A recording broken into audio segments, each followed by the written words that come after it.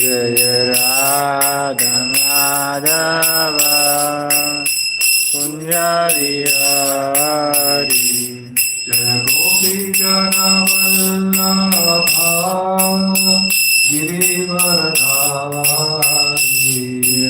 गोपी जन वल्लभा गिरिवरधारी जय गोपी जन वल्लभा गिरिवरधारी जय गोपी जन वल्लभा गिरिवरधारी यशोदानन्दन व्रज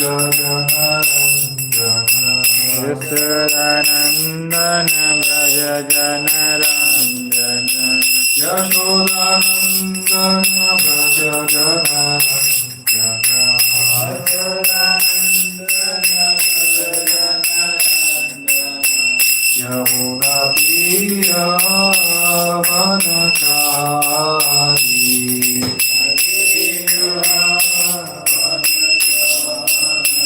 यमुना तीरवनचारी यमुना तीरवनचारी जय कुंज बिहारी जय कुंज बिहारी जय गोपी जन वल्लभा Girivardhari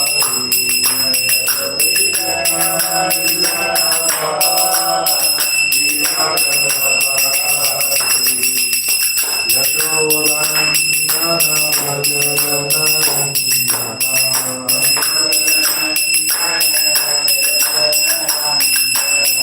Yamuna तीरवनचारी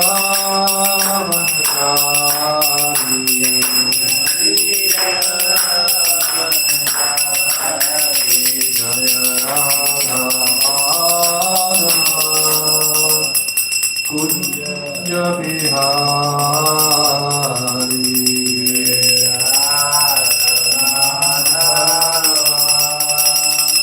Kunj Bihari. Thank you. Can you come a little closer?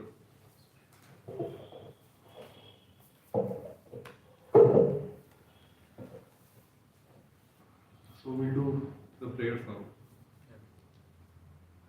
ॐ अज्ञानातिमिरन्धस्य ज्ञानाञ्जनशलाकया चक्षुरुन्मीलितं येन तस्मै श्रीगुरवे नमः। श्रीचैतन्यमनोभीष्टं स्थापितं येन भूतले स्वयं रूपा कदा मह्यं ददाति स्वपदान्तिकम्। वन्देऽहं श्रीगुरो श्रीयुतापदकमलं श्रीगुरोन् वैष्णवांश्च श्रीरूपं साग्रजातां सहगणा रघुनाथान्वितं तं सजीवं साद्वैतं सावधूतं परिजनासहितं कृष्णचैतन्यदेवम् श्रीराधा कृष्णपादान् सहगणा ललिता श्रीविशाखान्वितांश्च नमः। ॐ विष्णुपदाय कृष्णपृष्ठाय भूतले श्रीमते भक्तिवेदान्त स्वामिनिति नामिने। नमस्ते सरस्वती देवे गौरवाणी प्रचारिणे निर्विशेष शून्यवादी पाश्चात्यदेशतारिणे। वञ्चकल्पतरुभ्यश्च कृपा सिन्धुभ्यैव च पतितानां पावनेभ्यो वैष्णवेभ्यो नमो नमः। जय श्री कृष्ण चैतन्य प्रभु Nityanand Shri Advaita Gadadhar Shrivasadi Gaura Bhakta Vrinda. Hare Krishna, Krishna Krishna, Hare Hare, Hare Rama, Rama Rama, Hare Hare. Hare Krishna. So, I was asked to speak on the verse number 2.9. We'll just recite the verse a few times. एवमुक्त्वा ऋषिकेशम् गुडाकेशपरान्तपा न योत्स्य इति गोविन्दम् उक्त्वा तूष्णीं भुवा भुवः एवम् उक्त्वा ऋषिकेशम् गुडाकेशपरान्तपा न योत्स्य इति गोविन्दम् उक्त्वा तूष्णीं बभूव एवमुक्त्वा ऋषिकेशम् गुडाकेशपरान्तपा न योत्स्य इति गोविन्दम् उक्त्वा तूष्णीं बभूव. Translation and purport by His Divine Grace A.C. Bhaktivedanta Swami Srila Prabhupada. Srila Prabhupada ki jai. Sanjaya Uvacha. Sanjay said, Evam thus. Uktva speaking. Rishikesham onto Krishna, the master of the senses. Gudakeshaha Arjuna, the master of the curbing of ignorance. Parantapaha, the chastiser of the enemies. Nayotse, I shall not fight. Iti, thus, Govindam, onto Krishna, the giver of the pleasure to the senses. Uktva, saying, Tushning, silent. Bhavuva, became her, certainly. Sanjay said, having spoken thus, Arjuna, the chastiser of enemies, told Krishna, Govinda, I shall not fight, and fell silent. Purport. Dhritarashtra must have been very glad to understand that Arjuna was not going to fight and was instead leaving the battlefield for the begging profession. But Sanjaya disappointed him again in relating that Arjun was competent to kill his enemies, Parantapaha. Although Arjun was for the time being overwhelmed with false grief due to family affection, he surrendered unto Krishna, the supreme spiritual master, as a disciple. This indicated that he would soon be free from the false lamentation resulting from family affection and would be enlightened with perfect knowledge of self-realization or Krishna consciousness and would then surely fight. Thus, Dhritarashtra's joy would be frustrated since Arjuna would be enlightened by Krishna and would fight to the end. So it's interesting verse. So the background of this verse is the Kurukshetra war is about to happen, and in the Kurukshetra war, Arjun asks Lord Krishna, his charioteer, to take his chariot in the midst of both the armies, and Krishna obliged and does the same. But then Arjun becomes aggrieved and illusioned momentarily due to following reasons. So our acharyas have described due to 5 reasons. First is compassion. So he feels compassionate for his family members, for all his relatives, for his teachers, and all the people present on the battlefield. So there is a compassion in his heart that just for my enjoyment, so that I can become king, I have to kill so many people. And then he also is illusioned, saying that there would be restrictions of the family traditions. That is, the first is C, then comes D. So he says, because so many persons will be killed, so the women will be not protected, and when they are not protected, the unscrupulous people will take advantage, and by that, an unwanted progeny will come, and that will create simply chaos in the society. Very interesting observation. Sometimes I feel, I think he foresaw Kali Yuga maybe. So he calls out Varna Sankara like that. Destruction of family tradition. He also talks about enjoyment. So he says, well, what enjoyment I will get? See, when you have something, some possession, maybe you may get in today's term when we talk, you may get a good job. So you want to enjoy, so you have to have some family members to enjoy with. Alone, how you will enjoy? So you have to have some people to share the so-called happiness or whatever it is.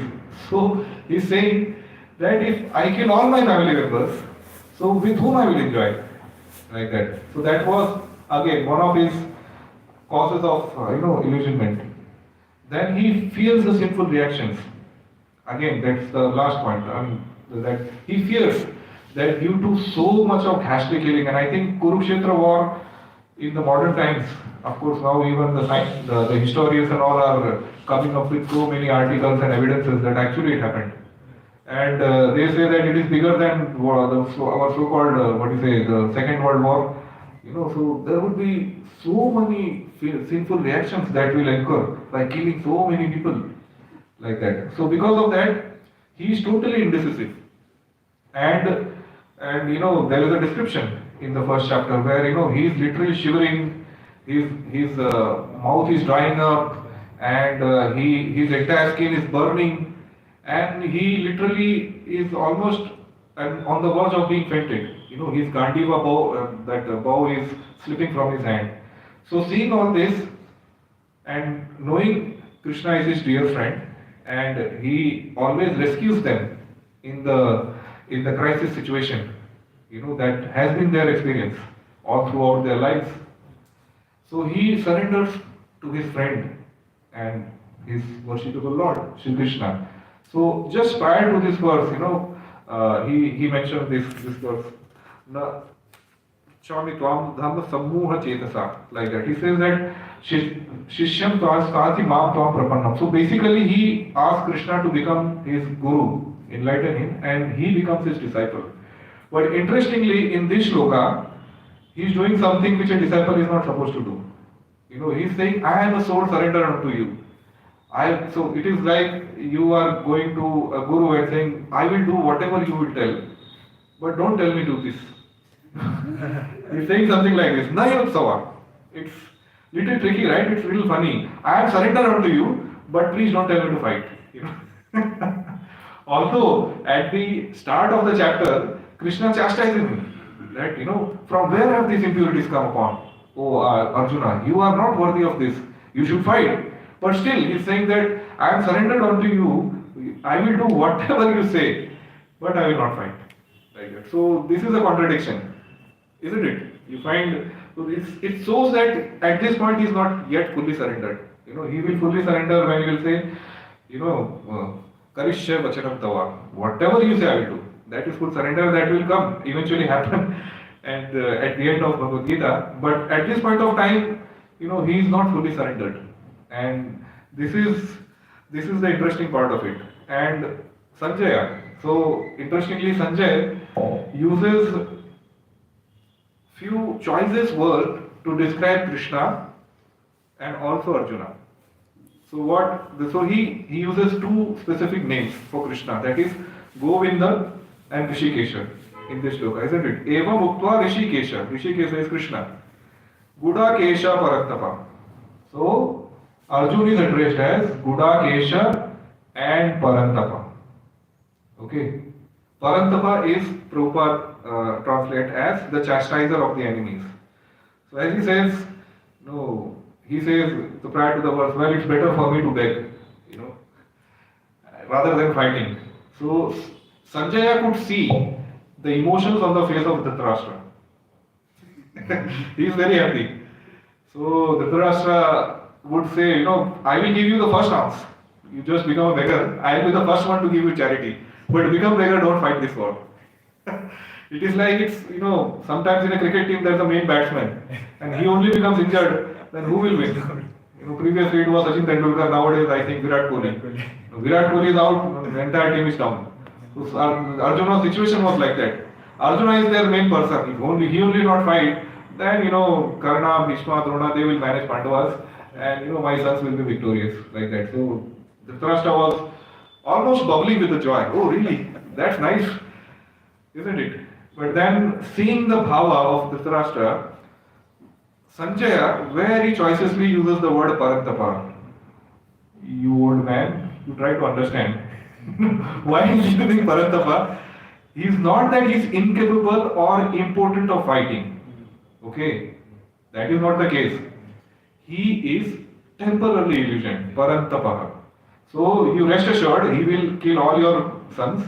But at this momentarily, he is somehow overcome by this illusion that there is some misconfusion, there is some confusion in his mind because of which he is not able to fight. But mind you, he is a very very qualified and able warrior. That's why he uses Parantapa. And very interesting that he also uses the word Rishikesha for Krishna. So what he says, Nayotsa iti Govinda Uppa Trushni Babhuvavaha. So Govinda. So what is the meaning of the word Govinda? Go refers to senses. So go also refers to the Govansh, cows. So Gopal, Govinda, the one who gives pleasure to the cows. That is one meaning. But here the meaning is Go also means senses. So we have the word Goswami. Goswami means one who has mastered his senses. He is a master of the senses.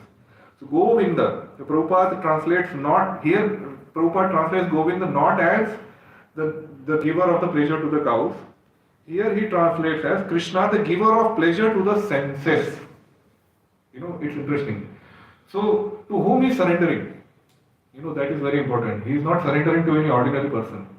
He is surrendering to the Supreme Lord Sri Krishna. Krishna Vande Jagat Guru, it is said. Krishna is the Supreme Spiritual Master.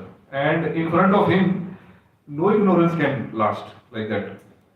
So that's why Govinda. Now, in a way that, he's saying that don't worry, Arjuna definitely has some questions because of which he is indecisive.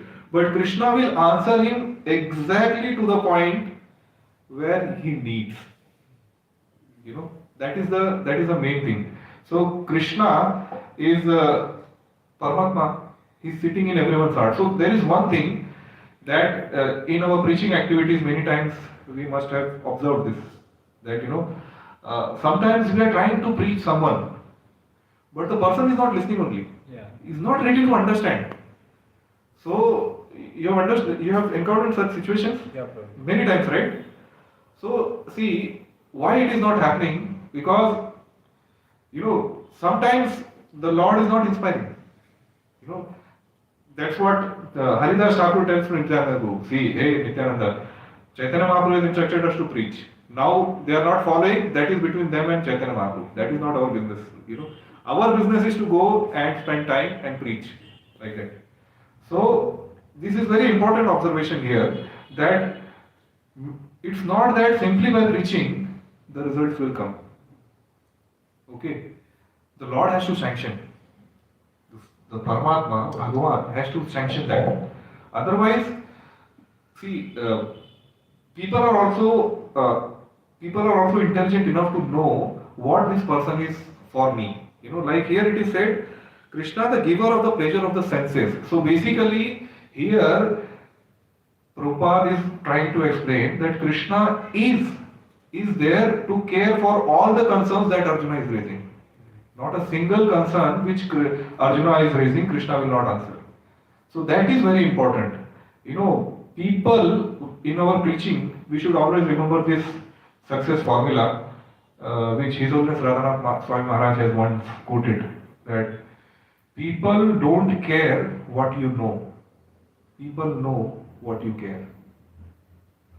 That's very, very important thing. I repeat, people don't care what you know, they know what you care. So it's like the audience also understand that this person is speaking just to show off his panditya, or is he really concerned to lift me up. When that will happen, when the soul understands this, he feels this, he will naturally reciprocate. Naturally reciprocate. So I have seen in my own, when I was in base, in my college days, there were some devotees who were not very learned in Sanskrit. In fact, they were not able to quote any Sanskrit shloka. But they would be bringing so many voice. Why? Because they cared. They cared for that soul. And care involves all around, material and spiritual well-being, like that. So that's why the word Govinda is used in this shloka. Govindam. Nayotsa iti Govindam. Uktva Krishni Bhabuvava. Right? And Rishikesha. Rishikesha. So what is the meaning of the word Rishikesha? Rishak means the senses. And Isha means the master of the senses. Oh, this right now. How do I fix it? Anybody knows?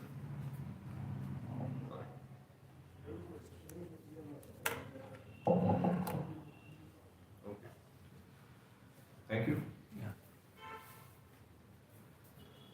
So Rishikesha means the master of the senses. Tumi Rishikesha Rishakadami, Bhaktivinoda Thakur sings, very beautiful version. That oh my dear Lord Krishna, you are Rishikesha, and I am trying to control my senses and trying to engage them in your services, but I am many times not able to do that. But you are Rishikesha, you are the master of the senses, so you subdue them on my behalf because I desire that. Tumi Rishikesha Rishakadami, and you engage me in your devotional service. What a wonderful prayer, right? So this is the meaning of the word Rishikesha. Why Rishikesha word is used? That he will not only satisfy the doubts, the concerns that Arjuna is raising, he will fulfill all the questions that he has raised. Not only that, he will effectively engage in the act of war to establish dharma. That's what the meaning of Rishikesha. Here it says, if you read the purport, so here Prabhupada is saying, this indicated that he would soon be free from the false lamentation resulting from family affection and would be enlightened with the perfect knowledge of self-realization or Krishna consciousness, and would then surely fight. So try to understand, Sanjay is not saying that Arjuna will simply fight. Well, fighting business, Duryodhana, Dusashana, everybody was doing. What is more important here is perfect knowledge of self-realization or Krishna consciousness. Right? So this is the most important thing. So he will fight not for the sake of fighting, but he will fight for the sake of attaining Krishna consciousness. It looks very simple. It's very difficult actually. To always. So basically, what he's saying that he will please Krishna. In our devotional service, sometimes we see like this. At least personally for me, it's very difficult to understand what pleases Krishna. Is it really pleasing my ego or is it pleasing Krishna? That is very difficult to understand. So that is what the meaning of Rishikesha. It is like, what is sadhana bhakti? What is sadhana bhakti? Sadhana bhakti means to engage our senses, this material senses, in the service of Supreme Personality of Godhead. So it is like Krite Sadhya, Bhavet Sadhya, Bhava, some sloka is there, right? Where it says that at this point of time, we may not be on the platform of Bhava, but doing sadhana bhakti, we can That is our goal. So when we say Nishkam Karma Yoga, actually there cannot be any activity which is Nishkam. When we say Nishkam Karma Yoga, it is, we don't want any material results from that. Okay, that is the meaning of the word Nishkam. Because there is, in Vedas, there is Sambandha, Abhideya and Prayojan. Prayojan means there is some expectation of the results, right? So yes, but what is bad is expectation of the material results, not the spiritual results. So when we say that we are Bhakti Yoga, we are Bhakti Yogis, or Nishkam Karma Yogi and Bhakti Yogi, very thin line that separates. So it's not that we don't expect any results. We very much expect the results. And what are the results? So that my heart is purified of all the anarthas that is there, and I am fully able to serve the Lord with all my capacity. So that is the meaning of the word Rishikesha, Sadhana Bhakti. I was hearing His Holiness Radha Vrindavan Chandra Maharaj. He was mentioning a very, very striking point. In his lecture, he was mentioning it may happen that a person is doing so many services in the temple, but he is not doing sadhana bhakti at all. Very, very striking point he said. What he meant by when, people asked, and I was amongst that group who were clarifying with Maharaj. It's a very heavy statement actually. We are serving and at the same time we are not doing sadhana bhakti at all. So Maharaj says, what I meant is, are you engaging your senses in pleasing Krishna or pleasing your false ego? That is the meaning. So when we actually please Krishna, we asked, so how, Maharaj, how do we understand that how we are pleasing Krishna? So he said that very simple. You just please your Guru. That's all. Very simple. So we are not that elevated enough to understand how Krishna is pleased or not. But at least we have living Guru who is representative of Krishna, a pure devotee, Mahabhagavad. If he is pleased by your actions, that's all. So very simple, but very, very striking. So here, that's why Prabhupada is mentioning that he will be fighting. He will simply not be fighting, but he will be fighting with full Krishna consciousness, right? That is the word. That is the word. And he's saying that he has surrendered unto Krishna. So basically, what he's trying to do. So see, imagine Krishna is personally present in front of him. Personally present. When we say, people say, "Show me God." But is it that by showing you God, your religion will go?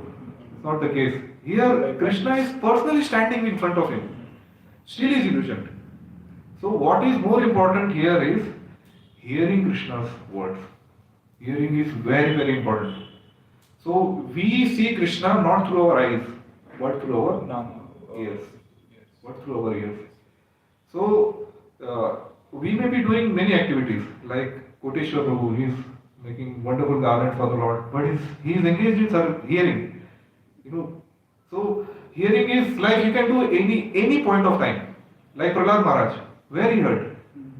In the womb. And in the womb, there is no clean temple, What is there in the womb is all, I don't need to explain. You can understand. But then he heard, right? One devotee was telling me, Prabhuji, I just don't get time to, do hearing. I just don't get time. I said, don't you eat prasad? He said, yes, I do. I said, you hear at that time. You don't take bath. Nowadays there is attached toilets and all everywhere. So you don't take bath, you hear that time. Are you so busy?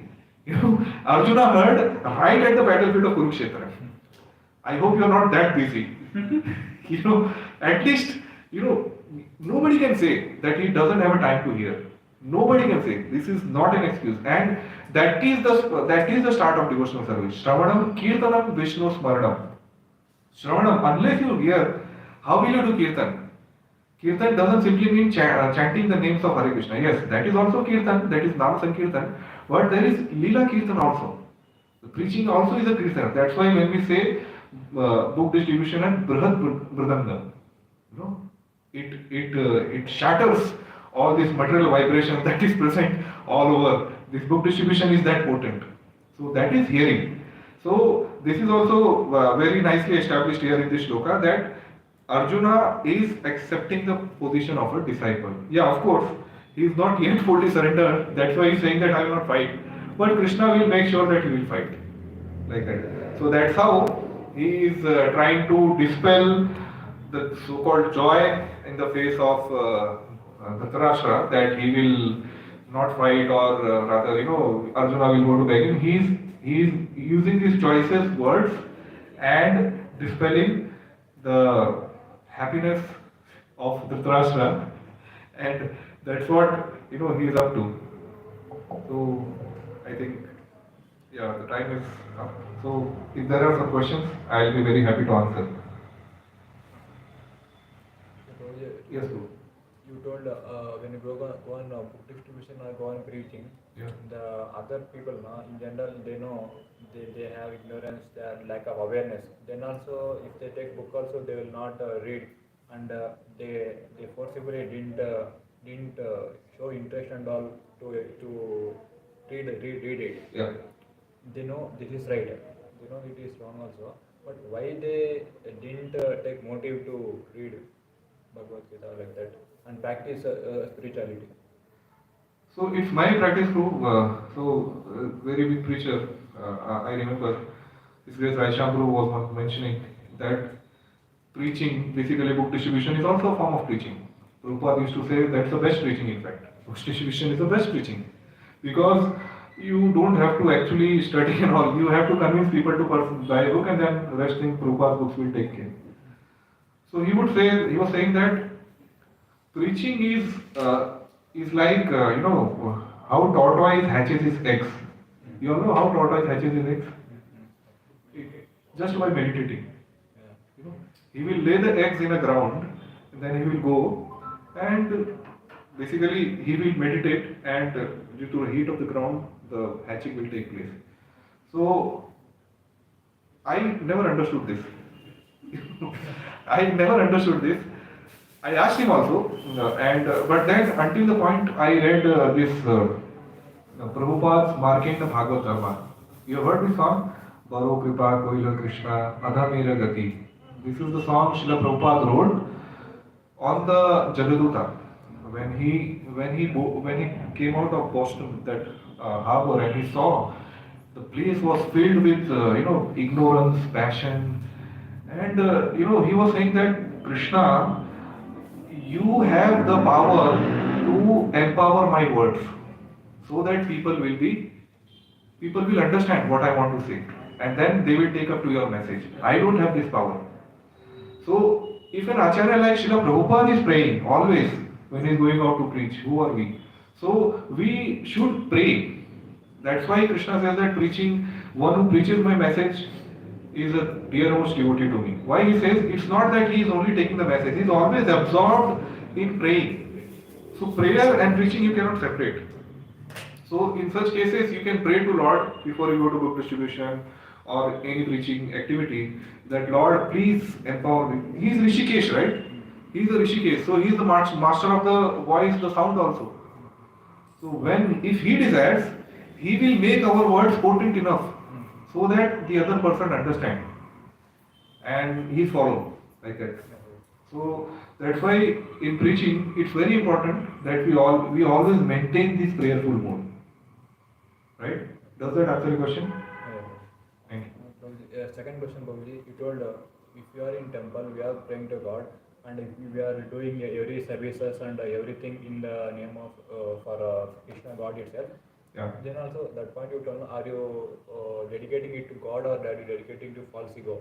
What do you specifically mean that we are doing for the God's sake only, for our for God only? Yeah. Please explain it. Yeah. So yes, this point of care I just remembered, and this is somewhat connected to the question also. So like you were saying, your previous question that they just don't listen. So when Prabhupada was there initially, Prabhupada's, if you heard his English classes, his accent is very Bengali. English accent, he will call bird as bard, like that. So for Westerners, it was very difficult. to first at least understand what Srila Prabhupada is saying. And many times, I think His Grace Gopal Prabhu has what come to ISKCON temple, one of the temples where I was in. So he was mentioning that once Srila Prabhupada was saying that, so you have to understand, I am not this body. So he was thinking that Prabhupada is saying that he is not his body, but I am my body. Now, if this is the case, what you will teach? But then, what inspired them to surrender to Srila Prabhupada is Prabhupada's compassion, Prabhupada's mood of care. They never understood the Sanskrit Prabhupada was mentioning, let alone Sanskrit, he was singing Bengali songs. Never understood. But then what they understood firmly is, here is a person who cares for us and who looked after our best interests. So that's where things started happening. Now, coming to your question that, we may be doing many services. So I think His Grace Hari Shauri Prabhu was once there in one of the temples. He was mentioning. So now you understand, like I'll give you an example. He was saying that, so many times, Srila Prabhupada would take prasad. He was the personal servant of Srila Prabhupada. So he would say, lot of Mahaprasad would come, and the devotees would like jump, Maha Srila Prabhupada, and they would go and they would eat like this. But then, the Mahaprasadam plate, we keep little salt also. Because we don't know, right, in sabji or dal or whatever preparations that we have made, if the salt is correct. We are not Shabri, that we can taste and get it to Lord. Shabri is Shabri. Her devotion is high class.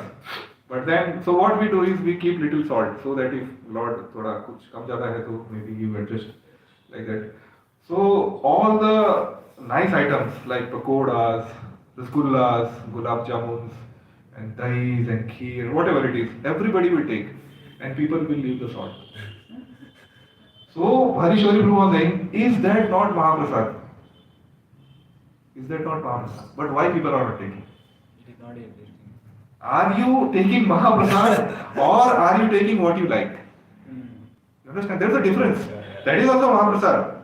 So in services, many times authorities or our mentors or whoever the in charge is, they are expecting something out of us. But we are in our own world, thinking that we are doing services. You understand? There is a difference. Yeah. Maybe you are doing service, but not to the expectation what your mentors or your elders or your peers wants you to do. That's the difference. So you please Guru. It is like servant of the servant. So now we are not even that elevated that we can go and straight ask our Guru. So Guruji, you are happy with me? It doesn't work like that. How we have to please Guru? By pleasing his servants, right? So that's where the point comes, that we may be doing services, but the point is we have to please. So it's like we might be preaching, but so we may be having some agendas or anything like that, our personal interest. So keeping aside that, just focus what our elders, what our superiors want from us, and just try to serve them. Not that what I like to do. I may like to do many things, but what my superior wants, that I will do. That is sadhana bhakti. Does that answer your question? Yeah. Thank you. Hare Krishna. Any questions? Thank you, Prabhu. This was a very wonderful class. Thank you. And so Thank you. many insights of what is the definition of yoga and how it was even though he says he's surrendered, but he's not surrendered. But what is it?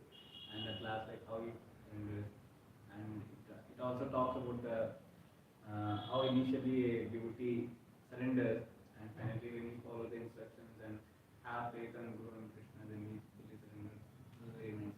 Thank you, Guru. Thank you. You would like to add some comments? Kodeshwar, please feel free. Good class. I would love to hear some comments from you.